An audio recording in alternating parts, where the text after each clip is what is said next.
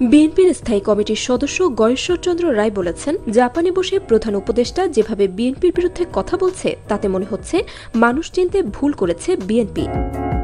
শনিবার সকালে সাবেক রাষ্ট্রপতি জিয়াউর রহমানের ৪৪তম শাহাদাতবার্ষিকী উপলক্ষে শিল্পকলা একাডেমিতে এক চিত্রকর্ম প্রদর্শনীতে যোগ দিয়ে তিনি এমন মন্তব্য করেন। ছাত্র জনতার বিজয়ের সুফল কিছু মানুষ ভোগ করতে চাইলে তারা ইতিহাসের আস্থা করে যাবে জানিয়ে গয়েশ্বরচন্দ্র রায় বলেন, ছাত্র জনতার বিজয় হয়েছিল গণতন্ত্র ও সুষ্ঠু নির্বাচনের জন্য। এবার গণতন্ত্রের বিজয় আদায় করতে হবে।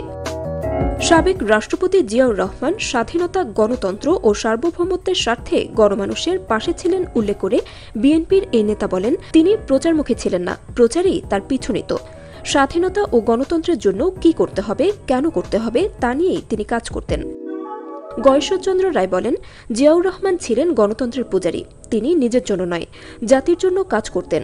আজ অনেকের মুখে জিয়ার আদর্শ থাকলেও অন্তরে কিছুই নেই।